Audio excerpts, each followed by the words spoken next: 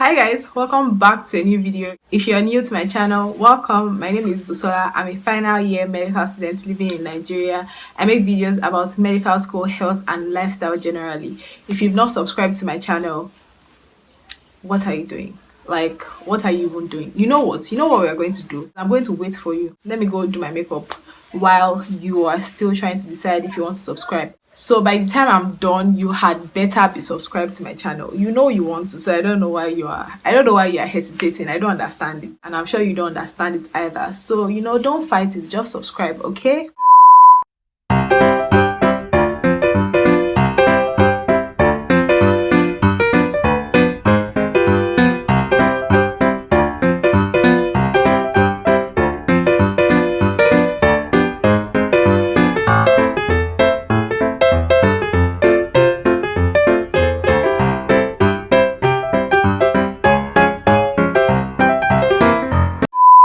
So now that everyone is subscribed, we can move on. In today's video, I'm going to be discussing with you guys a few things that I think has helped me to survive medical school so far, and I think would help you too. So without further ado, let's jump straight into the video.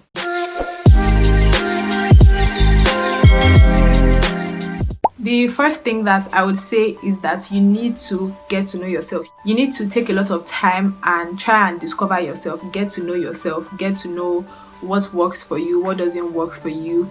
You need to have a mind of your own as well. I can't emphasize that enough, because if you don't, you're going to make a lot of mistakes and you're going to keep making mistakes over and over again, and you'll be very confused, like, what am I doing wrong?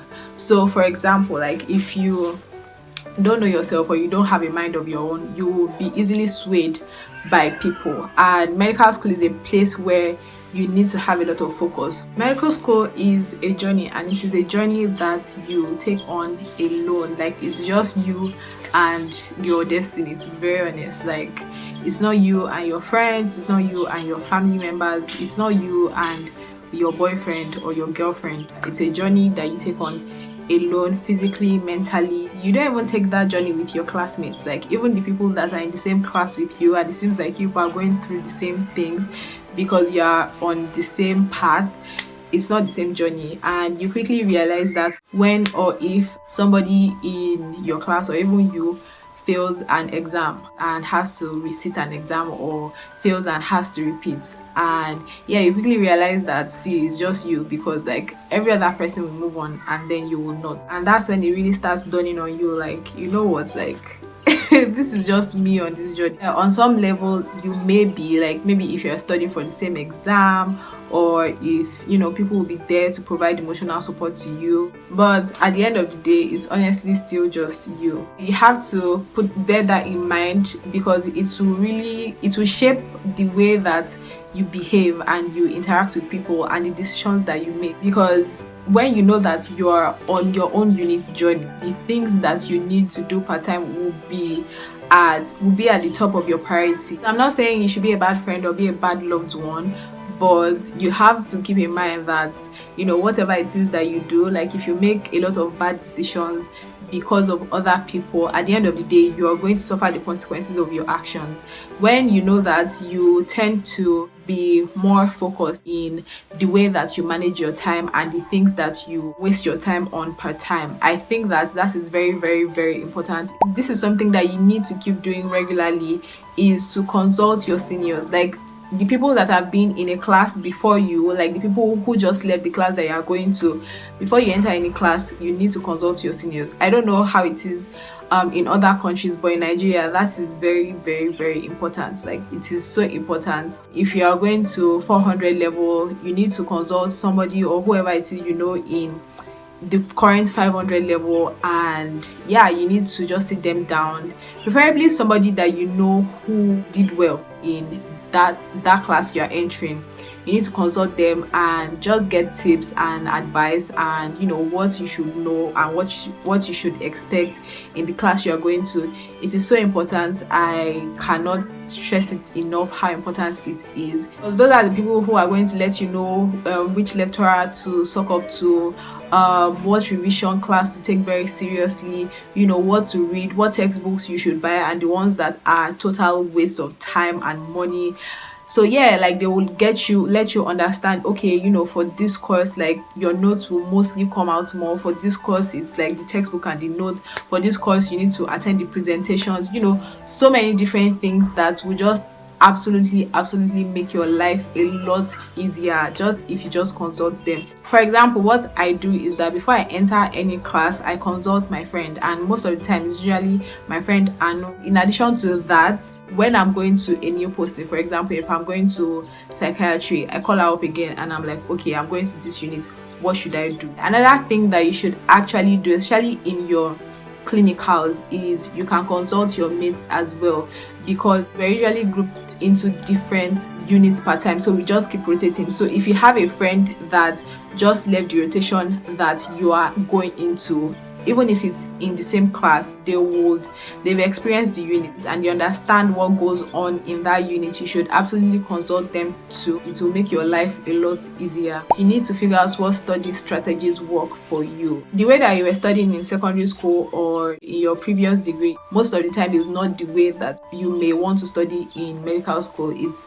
a bit different. You need a lot of active studying. You need to learn actively as opposed to passive learning that a lot of people do in school. In my secondary school, I did a lot of passive learning. I wasn't really learning actively, and I did very well in secondary school. I was one of the top students in my secondary school.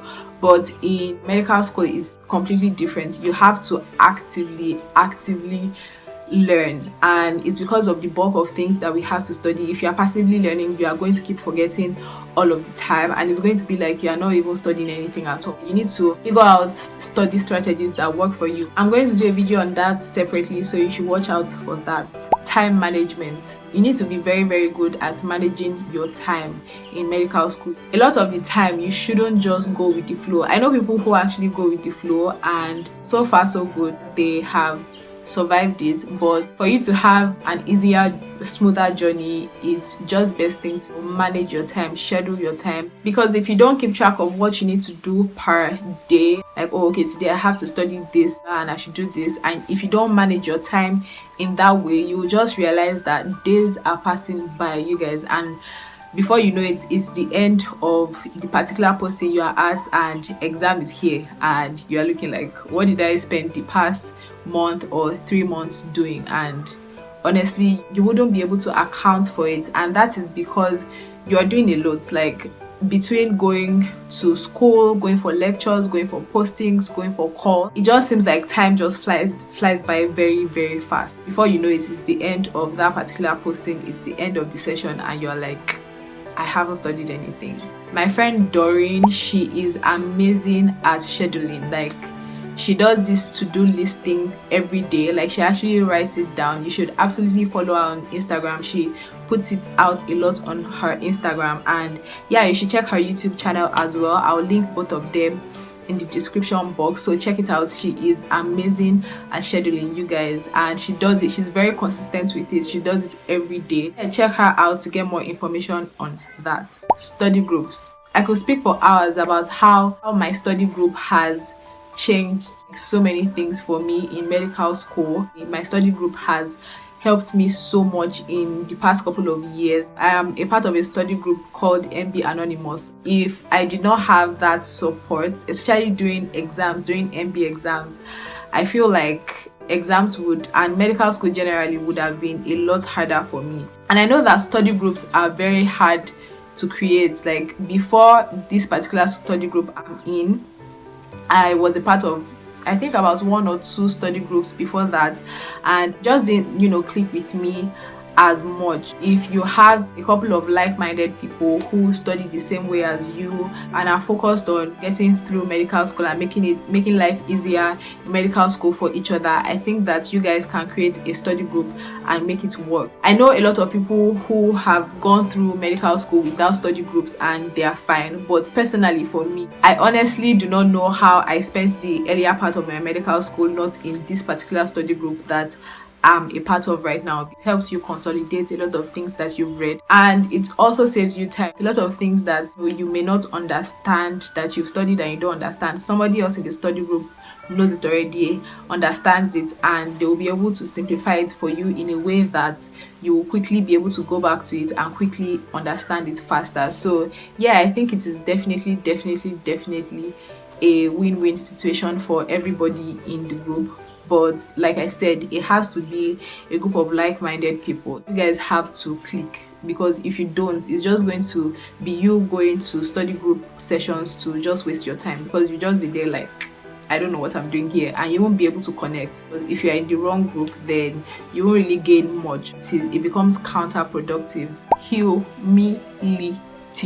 You need to be humble. You need to realize that coming into medical school, in your mind you are thinking, yeah, I'm the star of my secondary school, I was one of the best students, I was a prefect, I had perfect scores in my WAEC, in my JAM. But you need to realize that almost everybody else that is in the same medical school with you was also the star of their own secondary school. Be humble, don't take yourself too seriously, because you keep getting shocked. Be willing to learn as well. Be very open to learning. Everybody is smart in medical school. Don't think that, oh yeah, there's nothing this person can offer me. You may be great in pediatrics, but it's somebody else that is amazing in psychiatry, and somebody else is great in O&G. Develop thick skin. I feel like I don't even need to say that, because naturally, eventually you are going to do that, especially if you're studying medicine in Nigeria. Eventually you are going to have to develop a very thick skin, because there are so many things that will be thrown at you every single time, and so many things you have to handle and deal with simultaneously, that eventually you are going to, by the time you are leaving medical school, you would have developed the thickest skin ever. So yeah, I don't think I even need to really expatiate on this. It's something that will naturally happen. You need to be able to maintain your social life. You need to have your social and emotional support outside of medical school. Maintaining a social life is very important. Like, it helps you become a well-rounded human being and even well-rounded doctor. Don't let 100% of your life revolve around medicine and medical school, because at the end of the day you still interact with human beings. Like, you interact with patients for a living. So if you don't really have a good social life, it will be difficult for you to interact with people in a way that they feel like they can connect to you. If you learn to manage your time well and efficiently, you will have enough time to still maintain a balanced social life where you can go out, have drinks, travel, and still have fun while you are in medical school. Like, it doesn't always have to be work all the time. Prioritize your mental health. This doesn't just apply to medical school, it applies to life generally, to everybody. When your mental health has taken a hit, it affects and colors every other part of your life. It affects you physically, financially, spiritually, emotionally, academically. Like, it affects everything. If you neglect your mental health, then it means that you are neglecting literally every other part of your life. Be very sensitive. A lot of young people are going through depression, going through anxiety, and a lot of them don't really know it until it has become very bad. And it's because we don't really pay attention to all those things, and until you go through it, until you go through depression or anxiety or any other mental illness, you don't really know how important it is for you to prioritize your mental health. If you feel like you're approaching a burnout, you need to take time out to rest, to relax, to refuel and re-energize yourself. You need to avoid triggers, things that may be like triggers for you. You need to avoid them. You need to just educate yourself about how to protect yourself and prioritize your mental health. Last but not least, take care of yourself. Eat well, rest well, exercise, sleep well. You need to maintain a healthy lifestyle, because if you're not healthy, eventually it's going to tell on you. You cannot expect to treat people back to health when you yourself, you're unhealthy.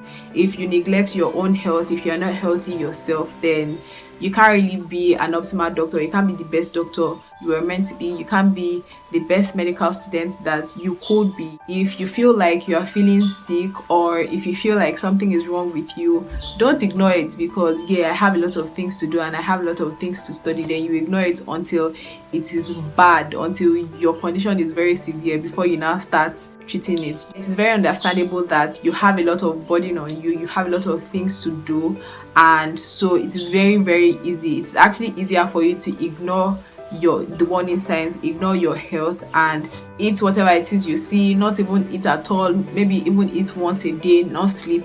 All of those things are way easier than actually taking time out to monitor the way you feed, monitor the way you sleep, monitor, your exercising habits. But in the long run, it really pays, because when your body shuts down, it's mother nature, you can't really avoid it. Your body will return to you whatever it is that you give it. So if you are giving it a lot of mistreatment and you are avoiding it and ignoring it, eventually it's going to come calling.